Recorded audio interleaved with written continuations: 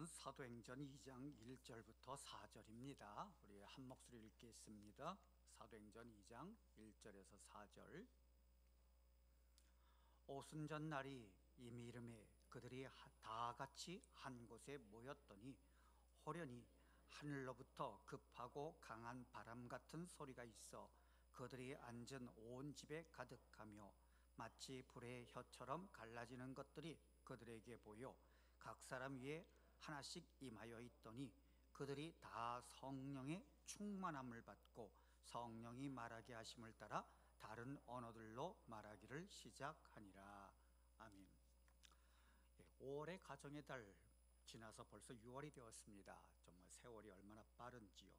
우리 성도 여러분에게 하나님의 은혜와 복이 넘치기를 축복합니다. 성령 강림 주일을 이제 앞두고 우리는 이제 오순절 성령의 사건 한번 살펴보겠습니다. 이 오순절 성령의 임재 사건은 초대교회 형성과 전파에 큰 영향력을 미치게 됩니다. 오늘날에도 성령은 성도 개개인의 구원과 연관이 있을 뿐만 아니라 교회 형성과 성장에 중요한 역할을 감당합니다. 그런데 오늘날 한국 교회는요, 성령운동, 은사운동으로 영적 각성과 부흥에 힘쓰는 것 같지만 실제로는 잘못된 이해로 비성경적인 또 비기독교적인 은사주의로 혼란에 빠져 있습니다. 그리고 교회 성장 모델 중에 오순절주의자가 많으므로 장로교회, 감리교, 성결교를 막론하고 다 유사한 형태로 변질하고 있다는 겁니다. 오순절 성령 강림은 우연히 된 것이 아닙니다. 예수님께서 말씀하신 것이며 구약 예언의 성취입니다. 구약 성경 요엘서 2장 28절에 보면 이렇게 말씀하고 있습니다. 그 후에 내가 내 영을 만민에게 부어주리니 너희 자녀들이 장래일을 말할 것이며 너희 늙은이는 꿈을 꾸며 너희 젊은이는 이상을 볼 것이다. 그러니 성령이 임하셔서 남녀노소를 막론하고 그 하나님께서 주신 그 놀라운 일을 보게 될 것을 약속하셨습니다. 예수님께서는 사도행전 1장 4절에 이렇게 말씀합니다. 사도와 함께 모이사 그들에게 분부하여 이르시되 예루살렘을 떠나지 말고 내게서 들은 바 아버지께서 약속하신 것을 기다려라. 그럼 아버지께서 약속하신 것이 무엇이냐? 사도행전 1장 8절에 보면 이렇게 말씀합니다. 오직 성령이 너희에게 임하시면 너희가 권능을 받고 예루살렘과 온 유대와 사마리아와 땅끝까지 이르러 너희 내 증인이 되리라. 그러니까 성령이 임하실 것을 예수님은 말씀하셨습니다. 그리고 예수님께서는 이 말씀을 하시고 승천하신 후 10일째 되는 날, 그리고 6월절에서는 50일 되는 날, 그래서 오순절에 성령 강림이 이루어집니다. 여기서 우리 교회와 성도들이 알아야 할 것은 오순절 성령 강림은 예수님께서 하늘 영광의 보좌에 떠나 육신으로 이 세상에 오신 사건, 성육신 사건과 버금가는 유일하고 특별한 사건이라는 겁니다. 우리가 보통 기도원이냐 또는 부흥 집회, 찬양 집회에서 보면 분위기가 막 열정적이 됩니다. 그러면 사람들이 그래요. 성령이 임하십니다. 그러는데 이와는 비교할 수 없는 사건입니다. 오순절 성령 강림은 예수 그리스도께서 십자가의 죽음과 부활을 통해서 구속사역을 완성하시고 승천하심으로 그가 세우신 교회가 사명을 감당하기 위해서 성령께서 공식적으로 임한 그런 출발점이 됩니다. 그래서 오순절 성령 강림은 구속사 과정에서 하나님께서 약속하신 대로 성령이 오신 겁니다. 하나님의 약속대로 예수님께서 성령식을 하신 것처럼 하나님의 약속대로 오순절에 성령 강림이 임하신 겁니다. 그래서 오순절 성령 강림은 하나님의 주권적 역사이며 우리에게 구원과 기쁨과 확신과 교회의 성장과 그리고 복음의 증거가 되는 겁니다. 이제 성도 여러분, 우리는 성령 강림에 대해서 이제 들었습니다. 그렇다면 성령 충만이 무엇인가를 생각해 봅니다. 오순절에 성령 강림이 임했습니다. 오늘 말씀에 보면은 호련히 하늘로부터 급하고 강한 바람 같은 소리가 있어 그들이 앉은 온 집에 가득하며 불의 혀처럼 갈라지는 것이 그들에게 보여 각 사람에게 하나씩 임하였다 하였습니다.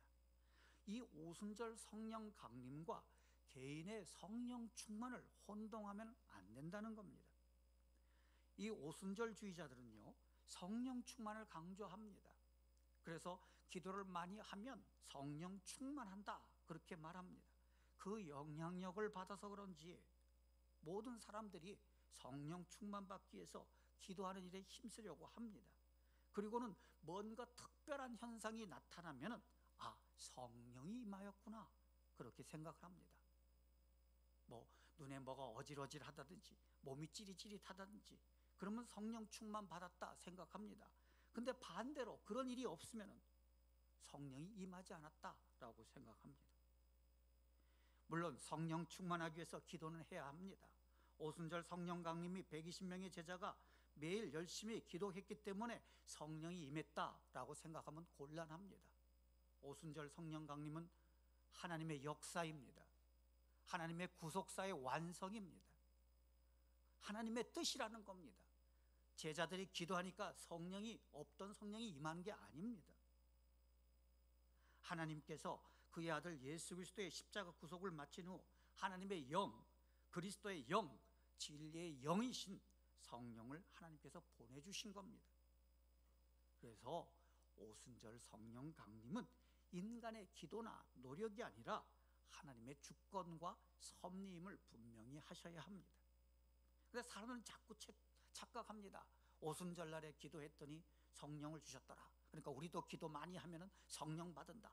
그러면 방언을 하고 온몸이 찌릿찌릿하고 손에서 레이저 광선이 나가고 그렇게 생각을 합니다. 아닙니다. 오순절 성령 강림은 예수님께서 재림하셔서 세상을 심판하실 때까지 우리 가운데 성령이 함께 하신다는 증거입니다.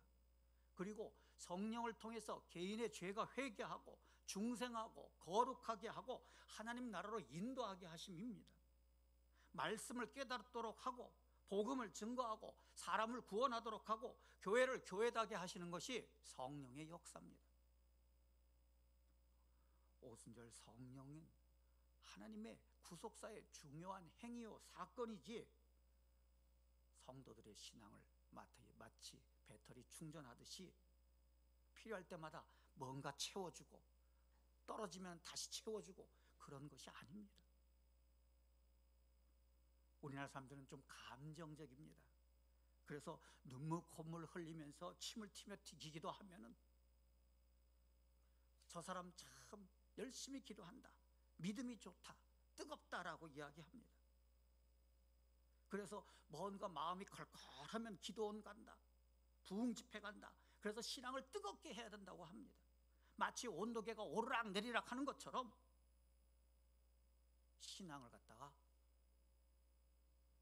뜨거움과 냉랭함으로 표현을 합니다.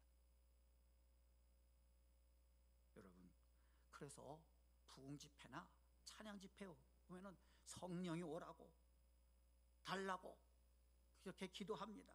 안 오면 죽겠다고, 안 주시면 죽겠다고 하나님께 의르장 놓는 신자도 있습니다.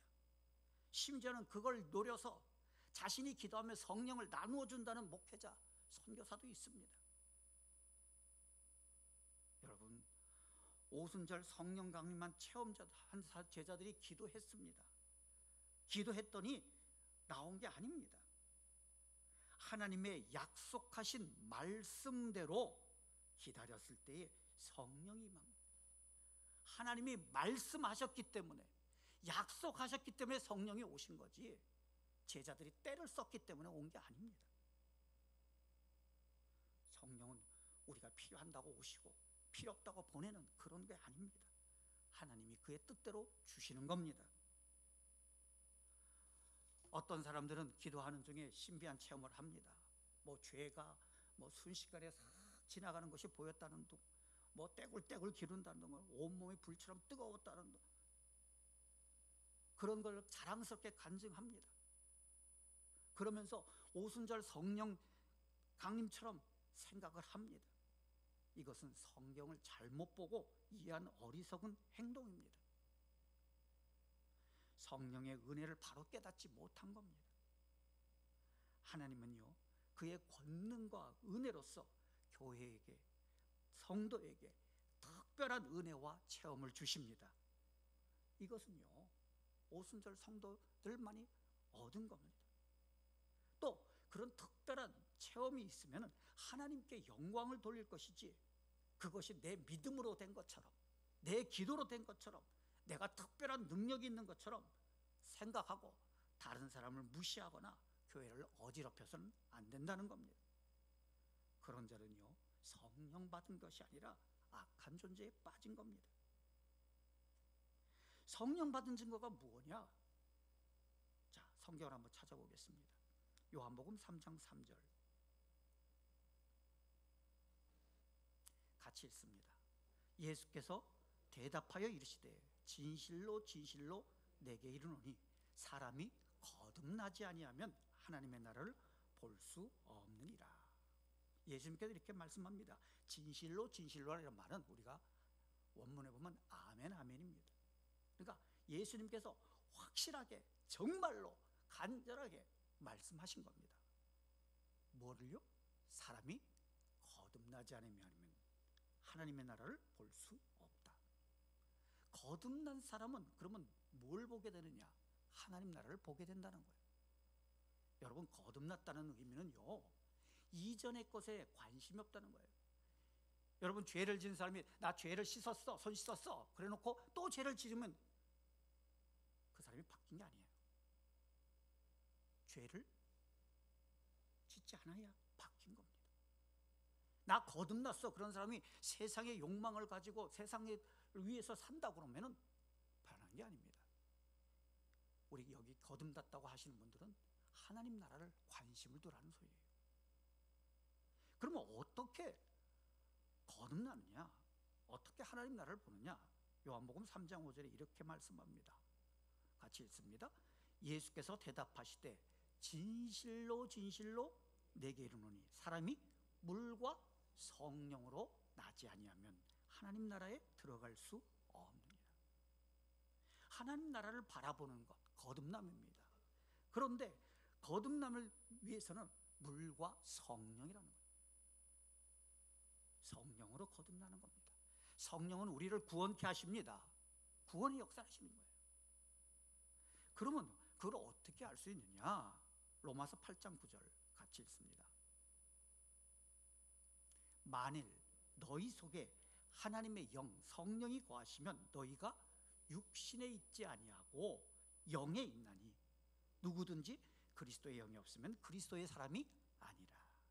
너희 속에 사람의 영이 아니라 하나님의 영이 거하시면 육신에 있지 않다는 것은 육신을 떠난다는 소리가 아니에요. 세상적인 것, 육신의 것에 집중하지 않는다는 거예요. 그리고 그리스도의 영이 없으면 그리스도의 사람이 아니라. 여러분, 예수 그리스도를 구주로 고백하십니까? 그게 누가 시켜서 억지로 칼 들고 예수님을 구주라 고백하지 않으면 너 죽이겠어 그래서 고백하는 게 아니지 않습니까? 내 영으로, 내 안에 있는 그 마음으로, 내 입으로 고백하게 하시는 것은 성령이십니다. 로마서 8장 9절에 보면 그렇게 말씀하고 있죠. 또 15절에 이렇게 말합니다. 같이 읽습니다. 너희는 다시 무서워하는 종의 영을 받지 아니하고 양자의 영을 받았으므로 우리가 아바, 아버지라고 부르짖느니라. 그렇게 말씀해요. 양자의 영, 하나님께서 예수는 독생자 예수 그리스도입니다. 유일하신 하나님이시다, 아들이십니다. 그러나 우리는 양자의 영을 받았으므로 하나님의 자녀가 되었습니다. 그래서 하나님을 아버지라고 부르는 겁니다. 여기 계신 분은 하나님을 아바, 아버지라고 부르지 않습니까? 길거리에 나가서 하나님 보고 아버지라고 불러보세요. 그러면 뭐라고 그럽니까? 미쳤냐 그러죠. 그 안에 성령이 없는 사람은 아버지라 부르지 않습니다. 갈라디아서 4장 6절에 이렇게 말씀합니다. 같이 읽습니다. 너희가 아들이므로 하나님이 그 아들의 영을 우리 마음 가운데 보세사 아빠 아버지라 부르게 하셨느니라. 자, 여러분, 하나님은 우리를 사랑하십니다. 하나님은 그 사랑한 자에게 성령을 보내주십니다. 그 성령을 받은 사람은 하나님을 아버지라 부르게 합니다. 예수를 주라고 고백하는 거예요. 그리고 세상의 것보다는 하나님 나라를 더 관심을 두고 살아가는 거예요. 그리고 죄를 미워하고 악을 그치며 선한 일을 하는데 힘쓰고 교회를 세우는 거예요. 하나님의 역사를 이루어가는 거예요. 왜? 내 안에 성령이 있으니까 하나님께서 그렇게 만들어 가시는 거예요. 그게 성령 받은 증거예요. 기도하고 신비한 체험이 없다고 해서 성령 받지 않았다고 낙심하지 마세요. 성령의 역사가 아니고서는요, 예수를 영접하지 못합니다. 여기 계신 분들 중에서는요, 전혀 예수와 상관없는 사람도 계실 거예요. 어떤 분들은 교회 다니는 사람들 막 비웃는 사람도 있었을 겁니다. 그런데 어느 순간에 이 자리에 나왔습니다. 눈물이 펑펑 쏟아지고 하나님을 아버지라고 부르게 되는 거예요. 예수를 주라고 고백하는 거예요. 누가 시켜서 그런 게 아닙니다. 하나님의 영이 내 안에 있기 때문입니다. 그래서 우리는 하나님의 은혜에 감사하는 거예요. 그래서 성령의 가장 중요한 역사는 우리의 구원입니다. 오순절 성령 강림 때 일어난 신비한 역사에 우리가 집중하는 게 아닙니다. 하나님께서 우리를 사랑하신다. 하나님께서 우리를 사랑하신다. 하나님께서 교회를 세우신다.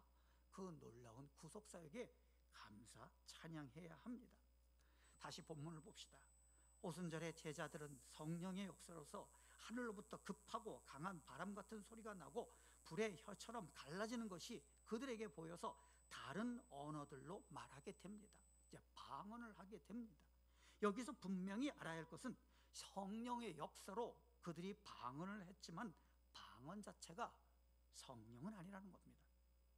여러분, 나뭇잎이 흔들릴 때 바람이 부는 것을 알지만은 나무가 흔들리는 것이 바람 자체는 아닌 거예요.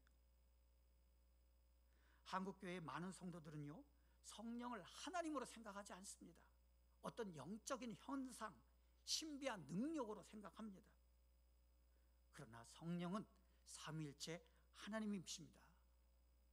그리고 지정의를 가진 인격적인 하나님이신 거예요. 우리가 예수님은요, 역사적으로 우리와 함께 하셨습니다.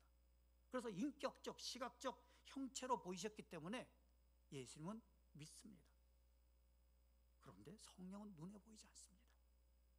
그래서 인격적인 실존이나 외면을 하고 무슨 능력이나 감동으로 생각합니다. 찬양하다가 뭐 마음이 찡하면은요, 성령이 임하셨다고 그러고. 아닙니다. 그건 내 마음에 그런 거예요. 성령을 받았다면은 성령 받은 사람으로 살아라는 거예요. 찬양하고 나가서는 다른 사람하고 멱살 잡고 싸워서는 안 된다는 거예요. 구속사역에서는요, 성부와 성령은 동일합니다. 동등합니다. 그리고 성자에게 복종합니다. 성령은 성부 하나님, 성자의 보내심을 받아 그를 영화롭게 합니다. 창조와 구속에서는 성부는 계획하시고 성자는 창조에 있어서 수행하시며 구속을 실천합니다. 성령은 창조와 구속을 교회와 성도들에게 적용하십니다. 성령은 교회를 형성하고 확장하고 교회 안에 새 생명의 원리를 내재하십니다. 에베소서 1장 22절에 이렇게 말씀합니다. 같이 읽습니다. 또 만물을 그의 발 아래 복종하게 하시고 그를 만물 위의 교회의 머리를 삼으셨느니라. 여러분, 성령께서 이 만물을 예수 그리스도 발 아래 복종케 하십니다. 그리고 예수님을 교회의 머리로 삼으십니다. 자, 그 성령께서 에베소서 22장 이렇게 말씀합니다. 같이 읽습니다. 너희도 성령 안에서 하나님이 거하실 처소가 되기 위하여 그리스도 예수 안에서 함께 지어져 가느니라. 성령 안에서 하나님이 거하실 처소로 우리를 그리스도 예수 안에서 만들어 가신다. 그러니 여러분, 성령 충만의 증거는요, 예수님을 닮아가는 겁니다. 하나님 나라를 바라보고 한 걸음이라도 더 가까이 가려고 하는 겁니다. 자, 성령은 교회를 가르치시며 보호하시며 진리 안으로 인도하십니다. 요한복음 14장 16절 같이 읽습니다. 내가 아버지께 구하겠으니 그가 또 다른 보혜사를 너희에게 주사 영원토록 너희와 함께 있게 하리니. 예수님께서 십자가를 지시고 죽으십니다. 그리고 부활 승천하십니다. 더 이상 육신으로는 예수님께서 이 땅에 거하지 않습니다. 그렇다면 예수님께서 우리와 함께 하지 않느냐? 아니요. 보혜사 파라클레토스, 우리를 돕는 분을 보내주신다고 합니다. 그게 누구냐는 거예요. 자, 요한복음 15장 26절 같이 읽습니다. 내가 아버지께로부터 너희에게 보낼 보혜사 곧 아버지께로부터 나오는 진리의 성령이 오실 때에 그가 나를 증언할 것이다. 진리의 성령이 오신다. 여러분, 성경은요, 누가 쓰셨어요? 하나님이 쓰셨습니다. 어떻게 알지요? 성령의 감동하심. 그러니까 성경은요, 성령의 역사입니다. 그래서 성령을 알기 위해서는 성경을 읽어야 합니다. 성경을 부정하는 사람은 성령의 사람이 아닙니다. 이단과 사이비는요, 성경을 부정하기에 성령의 사람이 아닌 거예요. 성령은 진리의 영이기 때문에 성경을 부정할 수 없습니다. 성령은 교회를 세우시는 분입니다. 그래서 교회를 가르는 사람들은 성령의 사람이 아닌 거예요. 이단 사이비 교회 안에서 다투고 불평하는 건 성령의 역사가 아닙니다. 요한복음 16장 13절에 이렇게 말씀합니다. 그러나 진리의 성령이 오시면 그가 너희를 모든 진리 가운데로 인도하시나니 그가 스스로 말하지 않고 오직 들은 것을 말하며 장래 일을 너희에게 알리시리라. 여러분, 성령은요, 진리 안에 우리를 인도하십니다. 그리고 하나님의 것을 알게 하신다는 거예요. 성령 받았다고 예언한다고 뭐 이러저러 저러고 말하는 거, 뭐 동쪽으로 갈까요? 서쪽으로 갈까요? 집을 살까요? 말까요? 이런 거에 예언이 아닙니다. 하나님의 역사를 아는 거에 예언입니다. 또 어떤 사람은 구약 시대는 성령이 역사하지 않고 예수 그리스도께서 사역하실 때부터 성경과 무관한 것처럼 말합니다. 아닙니다. 성령은 창조 때부터 계셨습니다. 창조할 때 하나님의 신이 운행하였더라. 그리고 선지자들에게 하나님의 신, 하나님의 영이 임했던 걸 기억합니다. 그런데 오늘날 모든 성도들에게, 모든 교회에게 하나님의 성령이 임하셨습니다. 그것이 오순절 성령 사건의 증거예요. 그들이 각각 다른 언어로 말하게 된 것은요, 그들이 흩어져서 온 곳에서 복음을 전할 수 있도록 하신 겁니다. 세상에 많은 사람들에게 성령이 역사함을 증거하기 위함인 거예요. 하나님의 영은요, 창조에부터 예수 그리스도의 십자가의 구속부터 부활, 그리고 오늘날 교회와 성도들에게, 그리고 앞으로 주님 오실 때까지 역사하십니다. 성령을 통해서 공식적으로 교회가 세워지고 복음 선거를 통해서 하나님의 역사가 이루어지도록 하나님께서는 우리를 가르쳐 주신 겁니다. 제자들이 예수님의 십자가의 죽음과 부활 승천을 보았습니다. 하지만 그들에게는 두려움이 남아 있었습니다. 자신들을 죽이려는 자들과 싸워야 했습니다. 이런 중에 예수님께서 하신 말씀을 지키기 위해서 약속한 성령을 기다리고 있었습니다. 그들은 기도 중에 성령 강림을 목격합니다. 여러분 한번 놀라지 않아요? 한번 보세요. 자, 호련히 하늘로부터 급하고 강한 바람 같은 소리가 있어 그들이 앉은 온 집에 가득하며 마치 불의 혀처럼 갈라지는 것이 그들에게 보여 그랬습니다. 각 사람 위에 하나씩 임하였다냐. 여러분, 120명이 기도합니다.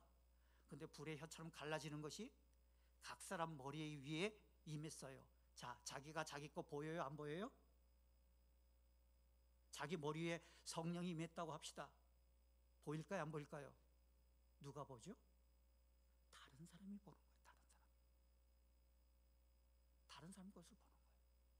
오, 저 사람 머리에 불의 혀 같은 게 임했구나. 성령 받은 증거는요, 내가 성령 받았다 하는 게 아니에요. 다른 사람이 인정할 수 있어야 합니다. 내 안은 충만해. 다른 사람이 볼 때 인정할 수 있어야 된다는 거예요. 여러분, 학생들이 나 공부 잘해 그래요. 근데 성적표는 999등이에요. 그럼 나 공부 잘해라고 말할 수 없잖아요. 다른 사람이 인정해야 되는 거예요. 야, 저 친구는 진짜 공부 잘해. 전교 1등이야.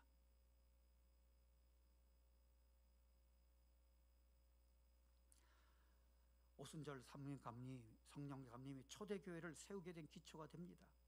사도행전 20장 14절 이후 성령 충만한 베드로는요, 완전히 다른 사람이 됩니다. 그래서 요엘서를 중심으로 설교를 하게 됩니다. 그리고 3,000명이 되는 사람이 회개하고 교회로 돌아오게 됩니다. 설교의 요점은 뭡니까? 말세에 부어질 성령. 예수 그리스도의 죽음과 부활은 하나님의 예정한 구속사건이며 모든 교회와 성도들이 성령 충만 받을 것을 증거합니다. 그래서 성령이 임합니다. 성령 충만은 말씀 운동이고 말씀을 통해서 성령을 받습니다. 사도행전 2장 32절에 이렇게 말합니다. 이 예수를 하나님이 살리신지라 우리가 다 이 일의 증인이로다. 하나님이 오른손으로 예수를 높이심에 그가 약속하신 성령을 아버지께 받아서 너희가 보고 듣는 이것을 부어주셨느니라. 보고 듣는 것이 뭐예요? 지금 베드로가 말씀을 전하고 있는데 너희가 보고 듣고 있는 이것을 부어주셨느니라.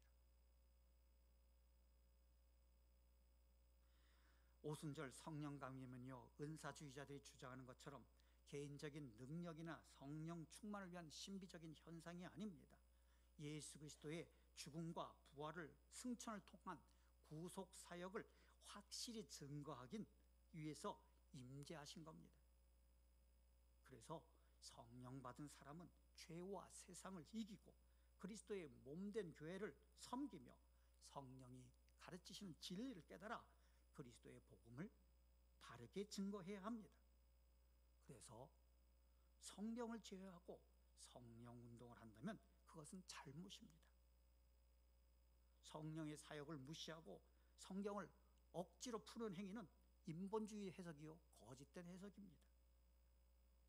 교회가, 성도가 성경을 읽고 깨닫는 것, 그리고 행하는 것 그 자체가 성령의 역사입니다. 그래서 교회와 성도들은 말씀과 성령의 역사로 창조주이시고 구속주이시고 심판주이신 하나님을 아버지라 부르고 예수 그리스도를 구주로 영접하고 성령을 통해서 회개하고 중생하는 역사를 이루게 되고 교회를 세우며 복음을 증거하게 됩니다. 여러분, 혹시라도 나는 성령 받지 않은 것 같아 의심하십니까? 의심하지 마십시오. 하나님은 여러분을 사랑하시고 성령을 주셨습니다.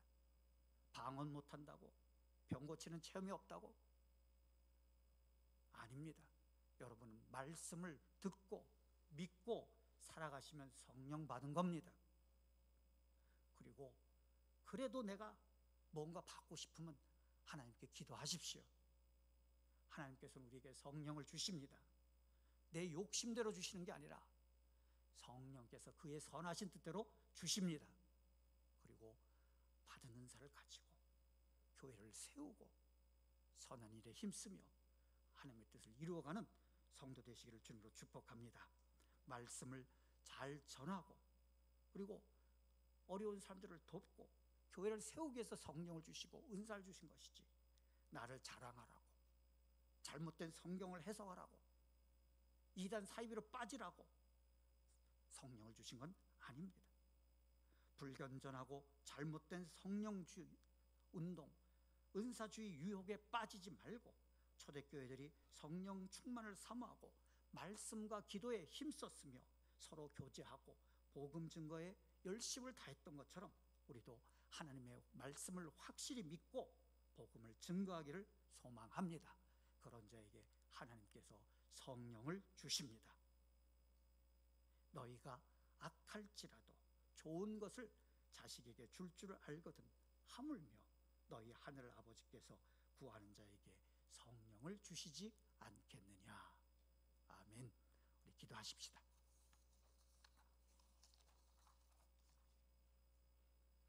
이 시간 기도합니다. 하나님